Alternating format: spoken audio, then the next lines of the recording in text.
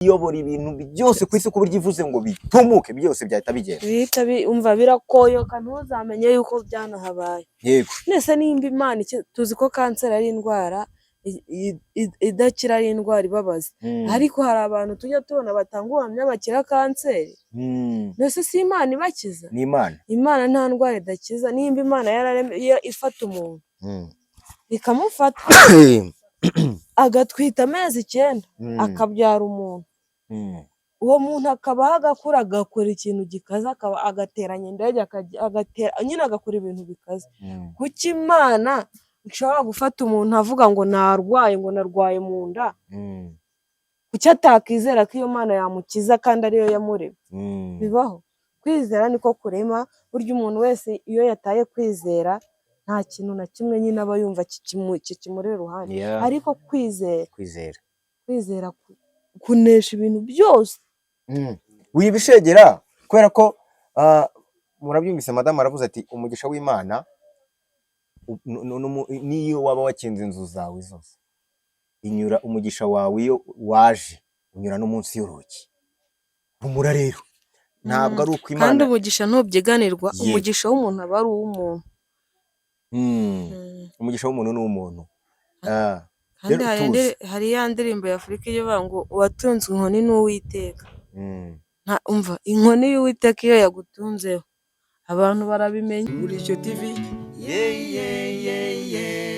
Umurishyo TV Umurishyo TV Umurishyo TV tuyikurikire turi benshi, ikinyamakuru cyiza kandi cyizewe, dore nanjye ndahari. Yes, nizere ko mumeze neza cyane abakurikiye Umurishyo TV, aho muri ndabifuriza kumererwa neza. Karabo k'Imana, uyu ni madamu wanjye, reka nawe mwakira basuhuze. Yego, ndabashuje mu izina rya Yesu. Umeze neza? Meze neza cyane. Yes, ndabashimira cyane rero abantu mwakoze subscribe, muri inshuti nziza kandi muraba umumaro. Nukuri Imana ijye ibibahembere, ijye ibaha umugisha umunsi ku munsi. Ikindi ndagira ngo utarakora subscribe ayikore. Iyi channel rero umuntu yibonye ari ubwa mbere, twebwe dukora content z'umuryango cyane, twibanda muri content z'umuryango, ariko bitavuze yuko n'izindi content tutazikoraho, n'ibindi turabikora. Ikindi ushobora kuvuga uti se aho hantu nta kuntu mwanyamamarizamo, kwamamaza birashoboka. Ushobora kumamagara kuri 0786855587 uti se iyo kamera nyikeneye nayibona gute? Urayibona biroroshye cyane. Ushobora kumamagara kuri iriya nimero nkaguza n'umukameraman akaza gukamera bitewe n'ibirori waba ufite ibyo ari byo byose, cyangwa se ibyo ushaka gukamera ibyo ari byo byose, ibintu bikagenda neza. Oziana rero mbabarira ubanze unsuhuriza aba bantu kandi wongere ubashimire nanone rero. Ndabashuje mu izina rya Yesu rwose, kandi umva ndashimira abantu byimaze Mana we.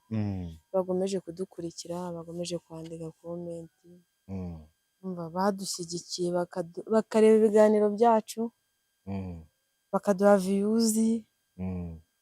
Mbese amasaha akaba arimo kugenda zamuka. Rwose mugomeze mudushyigikire, natwe ariko channel yacu yagiye duhemba, natwe tukayikoraho ibirayi, kandi rwose icyo kintu n'ikiba tuzabashima. Gusa aho tugeze ni heza cyane, biragaragara yuko abantu batureba nta bunebwe. Cyane ukuri batureba nta bunebwe, kuko batureba rwose biratunyura. Reka rero tubanze twiyegereze inshuti cyane ziri update za hafi, tuziranye abantu banyandikiye, ariko bitavuze ko nawe unyandikiye nta gusuhuza. Hari abantu bakunda kutureba, harimo nk'uwitwa Bagemahe. Bagemahe ni umunyamakuru ukorera televiziyo yitwa Ishami TV. Witwa pasiteri yitwa Meshake wari uzi ko agere bicano? Meshake uramuzi? Wahanuraga ibintu biremereye kuri leta ya mbere. Wabanje sukarira tujya tunanavuga Meshake se? Meshake muvugana ibiki? Imana. Arakubwiriza se? Meshake ni inshuti yanjye rero, twigeze guhurira za Kicukiro minsi ishize. Nta n'ikintu umubwiye rwose ahita ambwira ngo baguhe fanta winywere. Rero Meshake ndagusuje cyane. Wari ugiye kuvuga? Ngiye kuvuga ni inshuti y'umuryango. Ariko nanone tutibagiwe gushimira umuntu witwa Pasi wo ku Mpanuro. Buriya Pasi dukora content z'umuryango twazitangiriye ku Mpanuro TV. abantu baratureba baradukunda, ngira ngo murabyibuka hano twicaye ni mu rugo, aya mawe yari atarakuranga azamuke, ariko Pasi rwose yadutungaga kamera tukagira ukuntu tubigenza, ubundi tukajya kwidumbaguza hehe, n'ibyo byose nabyo tuzongera tubibereke. Urabwira iki Pasi Oziya? Pasi nta kintu umurusha, se nta kintu umurusha, ariko yumve ko nyine ikintu yakoze kindi ku mutima kandi mushimira by'umwihariko. Yagize neza, narabyaye ndahembwa, arahaba rwose, aramfasha, imirimo yo mu rugo yarazaga akitanga akamfasha, akavuga ati barakubaza amasahani, akavuga ati sinayasiga mu nzu atogeje. Mana yankoreye ubuvugizi, baratuhaye ibyo kurya, nta kintu namushinja nyine. Muri mideni nk'umuryango, nako ntabwo ari njye njyenyine, nk'umuryango tuzi ko tumurimo ideni, ntacyo tumurusha. Ariko oya, ideni ni ukuvuga ngo we yabikoraga nk'uwikorera, ntabwo twatangira twishyiraho ideni. Umugogoro ideni burya ni ribi, wikwishyirikaho ideni inshuti yanjye, ideni ni ribi cyane. Ariko nanone dushimira umuntu witwa Muvunyi Joseph, urabyibuka ko ujya kubyara ni umwe mu bantu bazanye imodoka bwa mbere, n'uwitwa na nyakugenda Pastor Theogene, ubu yarapfuye, Imana imuhe iruhuko ridashira. Ubwo mu by'ukuri reka dushimire umugore we Uwanyana Asia, yabizi ko nawe adukurikiye, ndetse ndamushimira Asia n'abana bawe. Urabizi Asia, ndagukunda, urabizi ibyagendaga biba ku mihanda, urabizi ntabwo nigeze nkubera umwana mubi, wenda ngo nze nitware nabi ku mihanda ya YouTube ngo mvuge ibintu bitameze neza. N'ibyo waba warabonye n'ukuntu nitwaraga byose burya byabaga ari content, ariko nizera ko nta n'ikibazo dufitanye. Urabizi ko tuganira kuri telefone, nta nubwo nigeze nkuvuga nabi, by the way. Rero uri inshuti yanjye, urabizi n'umugabo wawe ari inshuti yanjye, n'abana banyu ni inshuti zanjye. Nta wundi muntu washimira mbere yuko dukomeza ikiganiro? bashimira ba Iminyawe, batugiriye neza, badukoresheje ibiganiro, baradusuye, Byiringiro Rage. Yego, Byiringiro Rage turagukunda, kandi Imana imfashe abantu mufite nimero ye, kuko yari yambwiye ngo nimero ya wari wambwiye Byiringiro ngo nimero yawe nyake Eminyawe ngire ngo yaribagiwe, niba ariko Eminyawe banze harayinyimye. Wampaye nimero ya Byiringiro Rage, kubizi ko ari we waduhuje, wampaye nimero ye. Ubwo rero Byiringiro Rage turagushimira, niyo buriya Byiringiro Rage ni umwe mu bantu baje kuduhemba hano bwa mbere hano mu rugo. Umwana wanjye yavutse, Ntwari Mugisha Patrick. Ubwo rero Byiringiro Rage turagukunda, kandi naho uzajya ujya amaguru yawe Imana ijya ahesha umugisha, ujye utsinda, bizarangire umva ushobora kuzanamenyekana kurusha Jimmy Gatete, ushobora kuzakora udushya twinshi kurusha Jimmy Gatete. Wibagiwe na Clarisse Karasira.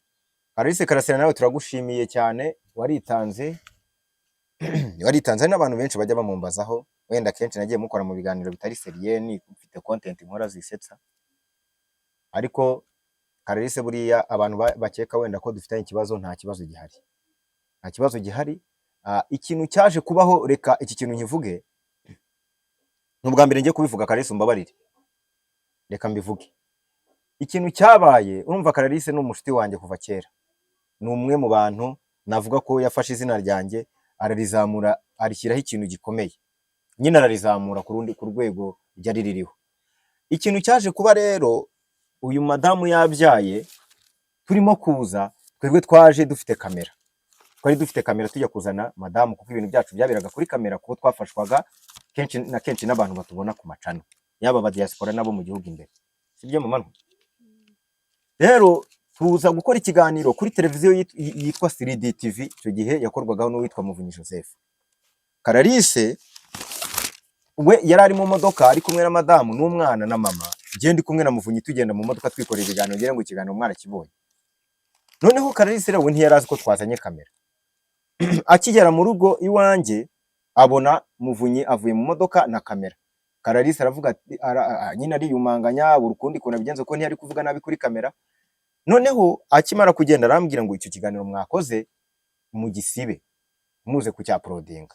Muvunyi arambwira ati se Patrick, Clarisse kampamagaye akambwira ngo ikiganiro ngo tugisibe bimeze biti. Abwira rero gisimbizi mwe mu bidiringe mwumva ukuntu ati nge ntabwo nasiba ikiganiro, kandi ikiganiro twagitayeho imbaraga n'ubushobozi.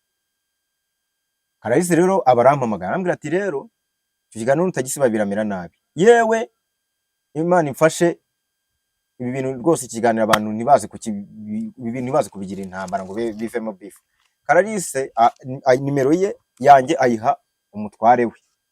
Umutware we aranyihamagara, yabaga muri Amerika, arambwira ati Karabo, icyo kiganiro mwafashe Clarisse yaje mu rugo kugusura gisibe ntimucyaprodinge. Ntise ko cana atari yanjye kandi abanyamakuru baje bakaba bakijyanye, ndabigenza nte ko banze kugisiba?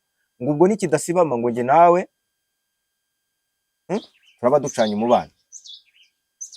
Abwira rero njye nta kindi kintu mfite nabikoraho, birangira nyine bibababaje, urumva. Ariko ibyo nyine byabaye nyuma yuko dukora n'iriya ndirimbo. Ariko ku giti cyanjye njye nta kibazo mfitanye na Clarisse, yewe n'umutware we niba yarabigize bifu, njye nta kibazo gihari. Twe turabashimira ibyo mwadukoreye gusa. Mwafashe indirimbo yacu yanjye twakoranye, murayamamaza, abantu baramenya. Nibwo bwa mbere narebwe na miliyoni y'abantu, usibye yuko nyuma kurebwa na miliyoni y'abantu nyuma yaho naje gukomeza ndarebwa.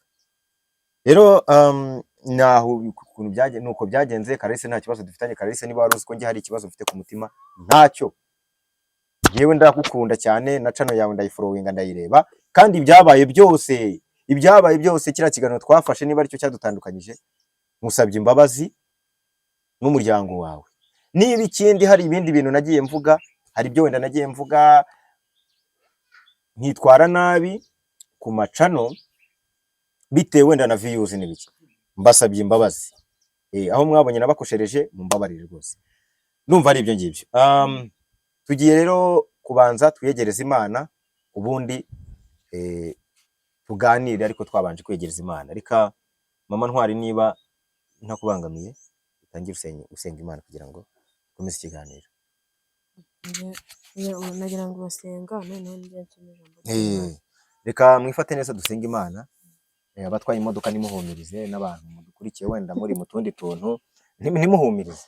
Biri impamvu guhumiriza ni ukugira ngo utaza kureba ibintu bya hehe na hehe bikaza kugira gute ukaba wacumura. Namwe nimba dutangiye gusenga murebe ibyo mukwiye kureba. Nk'ubu urimo urareba wa musore we ngo nubona umukobwa unyuze afite amabuno ameze ukuntu, ngo utangira uvuga uti ushaka nyine kuba wahita uva muri mood y'isengesho. Reka dusenge Imana.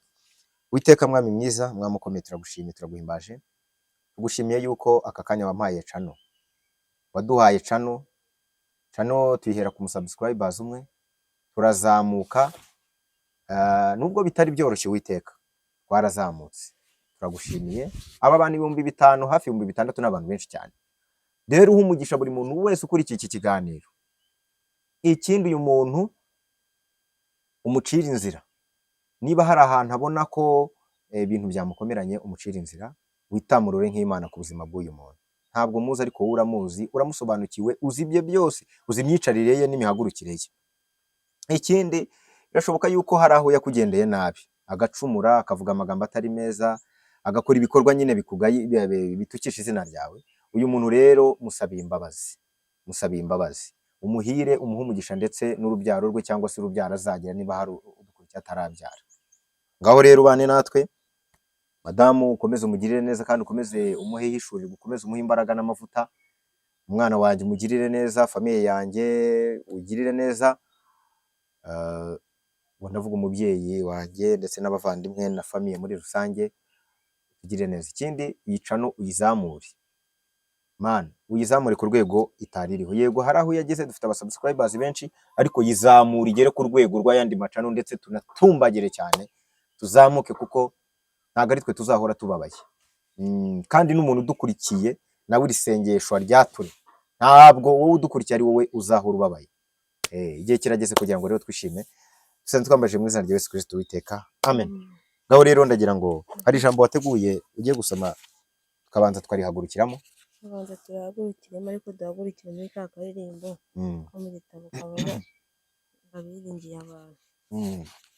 Babiringiye abantu barabahemukira, mbese babahanga amaso bakabakoza isoni. Wowe ntuhemuka kandi ntuhabwe ikuzo Mana yacu, kuko urarikwiriye.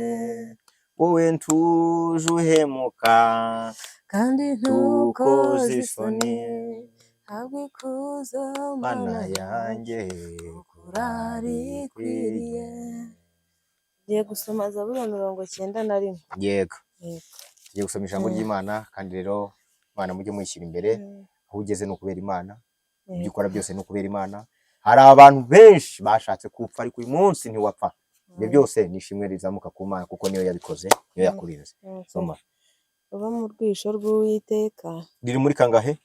Zaburi ya 91. Zaburi ya 91 mu murongo wa kangahe? Guhera ku murongo wa mbere. Mm. Turageza ku murongo Yego. wa 5. Soma twumve. Uba mu rwisho rw'Isumba byose. Uba mu rwihisho rw'Isumba byose. Azahama mu gicucu cy'ishobora byose. Azahama mu gicucu cy'ishobora byose. Ndabwira Uwiteka nti. Ndabwira Uwiteka nti. Urabwira Uwiteka uti wowe Uri ubuhungiro bwanjye. N'ubuhungiro bwawe. Ni igihome kinkingira. Ni igihome kigukingira wowe udukurikiye. Imana yanjye niringira. Uri Imana yanjye niringira. Ni Imana yawe uhora wiringira. Kuko ari we uzagukiza ikigoyi cy'umugoyi. Kuko ari uzagukiza ikigoyi cy'umugoyi. Uzagukura muri ibyo bibazo ufite. Nta mugiga. Nta mugiga. Nta mugiga. Nta mugiga irimbura. Nta mugiga irimbura izakuzaho. Niko bimeze? Azakubundikira. Nta mugiga. Azakubundikiriza amoya ye. Izakubundikiriza amoya yayo. Kandi uzajya uhungira munsi y'amababa ye. Kandi uzajya uhungira munsi y'amababa y'Imana. Cyane cyane. Umurava we ni ingabo n'icyuma kigukingira. Umurava we ni ingabo n'icyuma kigukingira. Byumvise. Naho ngaho tugarukira aho. Mama Ntwa, hari abantu babanye ariko ugasanga ntabwo babasha gufata akabando k'iminsi niba ariko navuga iyi Bibiliya. Bibiliya buriya ni ijambo ry'Imana rikomeye kandi bifasha abashakanye. Abantu badukurikiye batajya bakunda guhugukira gusoma ijambo ry'Imana babanye urababwiye iki? Ikintu nababwira abantu badasenga badakurikira ijambo ry'Imana ni ukuri muhaguruke dusenge tujye dukurikira ijambo ry'Imana. Nanjye biravuga ngo n'udasenga araraguza ariko dusenga Imana yo mu ijuru kuko ariyo yatumye yadushize ku isi. Udasenga ntabwo ari ikintu. Yego. Buriya ndagira ngo mbabwire bantu b'Imana mudukurikiye gusenga ni ubuzima kandi gusenga ni imibereho. Gusenga ni imibereho. Udasenga rero ufite urugo muri situation cyangwa muri bibazo isi isigaye ifite ntaho waba urimo urajya. Kandi ikindi ndagira ngo mbanze nkubwire ngo Uwiteka uba ukwiye kumwishingikirizaho niwe uzagufasha mu rugendo rw'ubuzima. Siko bimeze buriya. Hari abantu bakurikiye iyi channel ariko akadukurikira avuga ati reka nirebera aba bantu, ariko mu by'ukuri yagira amahirwe agahura n'abantu imiryango ibanye ariko noneho yishingikirije kuri Kristo. Buriya kubaho wishingikirije Kristo ntusonza ntugira inyota. Yemwe ibigeragezo ku bakristo ntibibura ariko ikigeragezo kikugerageza uri kumwe n'Imana uragitsinda. Yego. Ariko iyo utizeye Imana ni ukuri ibigeragezo bikubana binini isi ikakubana nini mbese ugahagarara ahantu ukabura uko ubigenza. Ariko iyo wizeye Imana ko ariyo ishobora byose ntushobora kubana n'ikigeragezo ngo wumve ko ubuzima bwawe burangiye. Ariko nyine iyo ubayeho mu bwihebe ukabaho mu bibazo utazi n'Imana nibyo byago bya mbere nabonye bibaho cyane. Ejo bundi nahoze ndimo ndaganira n'umuntu nahoze ndimo ndumva ijambo ry'Imana. Noneho nari nkurikije ijambo ry'Imana kuri YouTube ya Dr. Bishop Rugagi. Numva arimo arabwiriza neza cyane ariko sinzi ahantu yigishije avuga ngo abantu ntibakihebe. Ndumva yarafite topic nziza cyane ko nyine subject cyangwa se intego yari yo kubwira abantu nyine ngo ntibakwiye kwiheba, bakwiye kuzamuka mu yindi dimension cyangwa se mu kindi kirere cy'imitekerereze. Icyo nagiye kuvuga, naribajije arimo arabwiriza ndavuga nti ariko ubundi kuki hari abantu twumva ngo biyahuye? Buriya niwumva wihebye ukagera kuri ya dogere yanyu uvuga uti wumva wakwimanika cyangwa se ukibuza ubuzima, nuko uba watakaje kwizera, nuko uba wumva yuko ku isi nta kirengero ugifite. Ariko ndagira ngo nkubwire ngo hejuru y'ibyo byose bigutsikamiye, hejuru y'ayo madeni, hejuru y'uwo mubabaro, hejuru y'urwo ruvugo, hejuru y'icyo kintu wowe, hejuru y'ubwo burwayi, hari Imana ihagarariye ibyo bintu. Hari Imana iyobora ibintu byose ku isi, ku buryo ivuze ngo bitumuke byose byahita bigenda. Umva birakoyoka, ntuzamenye yuko byanahabaye. Yego. Nese nimba Imana tuzi ko kanseri ari indwara idakira, ari indwara ibabaza, ariko hari abantu tujya tubona batanga ubuhamya bakira kanseri. Nese si Imana ibakiza? Ni Imana nta ndwara idakiza. Nimba Imana ifata umuntu ikamufata agatwita amezi 9 akabyara umuntu, uwo muntu akabaho agakura, agakora ikintu gikaze, agateranya indege, nyine agakora ibintu bikaze. Kuki Imana ushobora gufata umuntu avuga ngo narwaye, ngo narwaye mu nda, kuki atakizera ko iyo Mana yamukiza kandi ariyo yamuremye? Bibaho. Kwizera niko kurema. Burya umuntu wese iyo yataye kwizera nta kintu na kimwe nyine aba yumva kikimuri iruhande. Ariko kwizera kunesha ibintu byose ubona bikugerageza. Kandi nagira ngo mbabwire ko buriya, reka mbabwire, watakaje cyangwa se utakiri muri gahunda yo kwizera Imana itakiri hafi yawe, ibintu byose bihita biba ubusa. Kuko buriya wubatse urugo utarwubakiye kuri Kristo, urwo rugo ntarwo aba rurimo. Ese ugira ngo buriya Imana si iri hafi yawe? Yesu adahari ku buzima bwawe, n'urwo rugo rwawe rwasenyuka, Yesu adahari ako kazi bakwirukana, Yesu adahari kuri wowe, biriya byose wakoze byiza, ibyo wagezeho byose, nta kintu wakwigezaho.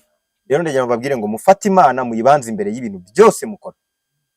God is one. Imana ni iya mbere. Mana we, kubuza Imana, ingo zari zose, burya buri rugo rwose ruzi Imana. Muri bigerageza umuhuriramo nabyo, yaba umugore, ushobora kugira umugore ukugerageza, ukagira umugabo akakugerageza, cyangwa se ukagira n'abana bakakubera ikigeragezo. Iyo utazi Imana, abana urababona ukabatuka, abana ukumva nyine ngo Imana yaraguhemukiye yaguhaye abo bana, ariko iyo uzi Imana yonyine ko ariyo ishobora byose, uyizera, abana baraza, ibyo bakoze ukabibona nyine nk'ibidahari, ndetse umuturanyi yaza yakugirira nabi ukamugirira neza, ngo ineza ihosha uburakari, kandi iyo neza nta muntu uyigira atazi Imana. Twimenyere Imana, tuyikunde, dukore ibyo idusaba, nayo nta kitazaduha, ibintu byose ni ibyayo, kuko nta na kimwe twe dufite, ariko yifite byinshi, itunze byinshi, ab'amafaranga, ab'amahoro, mbese buri kimwe cyose umuntu akeneye Imana iragifite. Kandi ikindi kintu nanjye nakongeraho, Imana nk'uko abivuze Madamu Hoziyana, aravuga ati Imana ishobora byose. Reka mbabwire, buriya kuba utarimo uratabarwa aka kanya nk'uko bariya bose wari uzi cyangwa se uzi bagiye batabarwa mbere yawe, kuba udatabarwa, hari impamvu y'Imana yatumye udahita utabarwa ako kanya. Hari abantu benshi, buriya ngiye maje kwiga ibintu byinshi cyane. Ngewe najyaga igihe kinini najyaga njya gusenga, nkavuga ngo ariko kuki Imana itampa imodoka? Nkabona abantu benshi bafite amamodoka. Noneho umunsi umwe nza kwitegereza umukozi w'Imana, yari arahana arimo arabwiriza ijambo ry'Imana, yasengeraga, yari arimo arashima Imana ngo Imana yamuhaye imodoka. Ngo imodoka ngo ngera ahantu ngo nkayivimvira, ngo nkayitwara, ngo nkakandagira umuriro, ngo nkumvira agenda ivuga ngo nyine ukumva arishimye cyane. Iyo modoka uwo muntu yavugaga mu rusengero ashima Imana, niyo yamwiyiciye. Buriya ibintu byose Imana itaguha hari impamvu. Ntimugakomplayininge ngo uvuga ngo kuki Imana itampaye. Ushobora kuba urimo urasengera imodoka, Imana ikareba igasanga iyo modoka n'uyishegera izakwica, ikaba yikumiriye, ikabanza igategura amayira. Ushobora kuba urimo urasengera inzu, ngo ngewe ngo ubukode ngo buranyishe, kandi wasanga iyo nzu Imana igwaye nona, Imana ibireba ko iyo nzu yazagushanika ugahiramo. Imana itegura amayira. Wibishegera kubera ko murabyumvise madamu aravuze ati umugisha w'Imana niyo waba wakinze inzu zawe zose inyura umugisha wawe iyo waje unyura no munsi y'urugi. Humura rero ntabwo ari uko Imana kandi umugisha ntubyiganirwa, umugisha w'umuntu aba ari uw'umuntu. Umugisha w'umuntu ni uw'umuntu.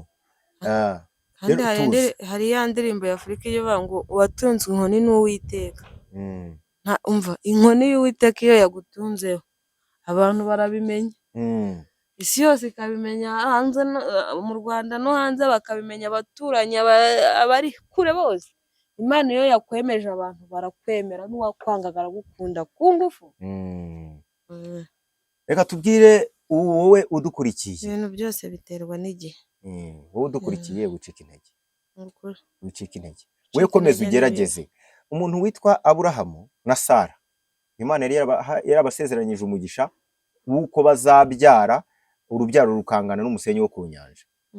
Ariko ngo mu mugisha Imana yabasezeranyije bagize imyaka 30 batarabona urubyaro, 40, 50, 60, 70, 80, ngo bageze bari hafi gukabakaba imyaka 90. Bageze mu myaka 90 ngo Sara ajya ahantu ariheba cyane, ngabwira Aburahamu, ariko aramubwira ati mugabo mwiza ngo hano tuganire. Kubona ibintu Imana yatubwiye bitasohoye, twadusezeranije urubyaro, waretse uriya muja wacu, uriya mukozi, ubwo ni nk'abo twita abakozi mu rugo b'iki gihe, yitwaga Hagari, wagiye ukamwenda cyangwa se ukaryamana nawe agatwita. Mu muco wa Kiyuda habaga imigenzo ivuga ko iyo umuntu utarabyaraga yagiraga umuntu umubyarira umwana, yajya kubyara akamubyarira ku bibero, uwo mwana yitwaga uwo muntu utarabyaraga, kuko yabaga yamubyariye ku bibero, byitwaga ko uwo muntu yabaga yabyaye. Rero Sara yaravuga ati uwo muja wacu azaze ambyarire ku bibero, byitwe ko isezerano ry'Imana ryasohoye. Umva bashaka gucira Imana inzira. Imana nta wicira inzira, nta muntu ujya ucira Imana inzira rwose.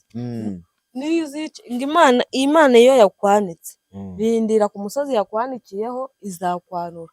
Niyo wiyanuye ntibikunda, uzarebe nimba Imana yaragusezeranyije ubukwe wa mukobwa we, ikakubwira ati ubukwe ndabugusezeranyije, wa mukobwa we ukagenda ugashaka umugabo nta bukukoze, urwo rugo ntirubaho, ntago rubaho.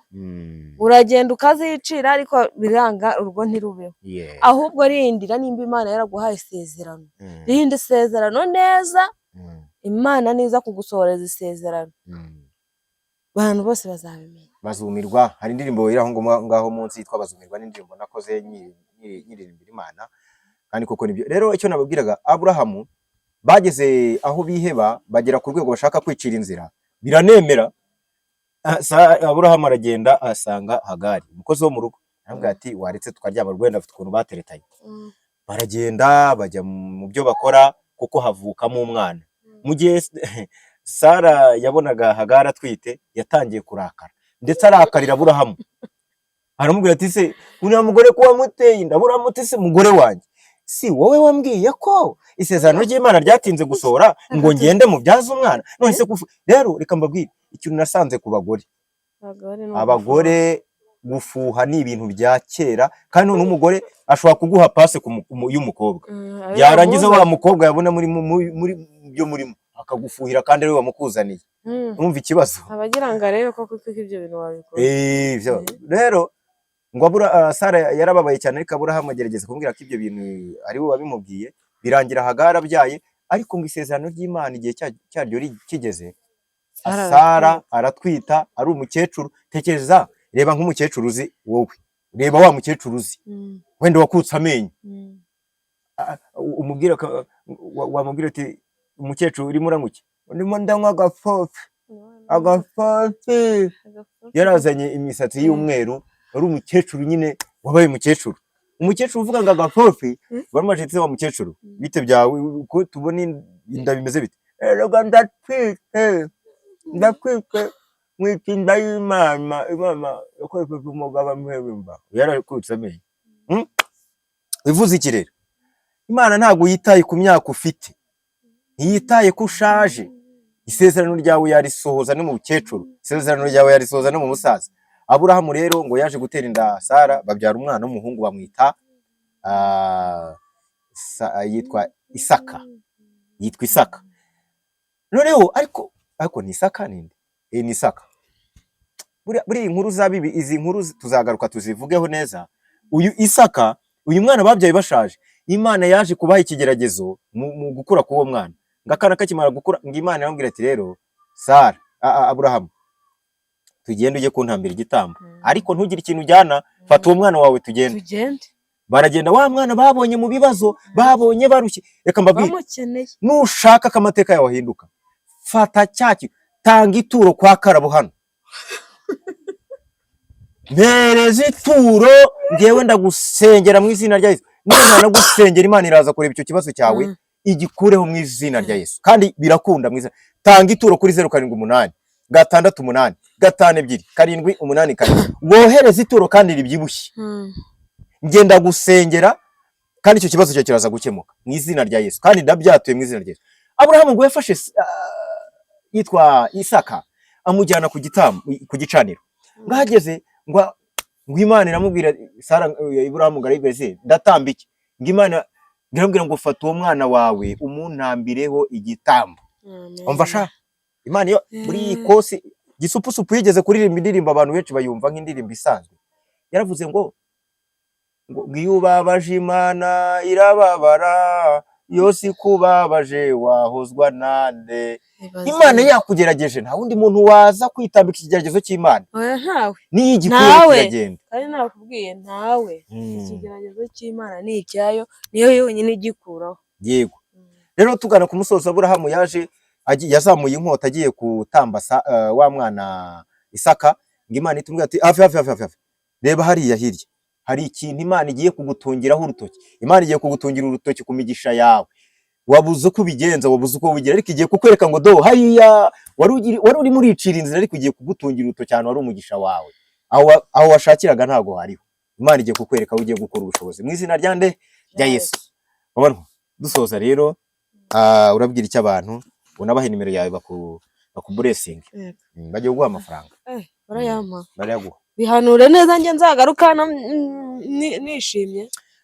Hari umuntu ushobora kuba agiye kukugurira igitenge. Soza mbwira nimero yawe. 078 0 46 92 yego 32. Yego. Nintakibona nzagaruka hano mvuge kubeshya. Ntago ari ukuvuga ngo mbeshye, ntago mpanuye, ndavuze birashoboka, mfite kwizera. Yego, turabashimira ko cyo gitenge ngomba kukibona, azagaruka nagicetsemo. Turabashimiye rero mwese mwadukurikiye kuvigana gitagiye kugeza gisoje. Nitwa Karabo k'Imana. Abandi bashaka kubwiriza hano ubutumwa, jya hirya wa mwana we, hirya wowe. Abandi bashaka kuzaza kubwiriza cyangwa mukagira ubuhamya mutanga, ni karibu. Icano ni yacu, nawe wituburanyaho, nta n'udusubisha ibiganiro. Ibindi Imana ibarinde. Ciao. Ijambo ry'Imana.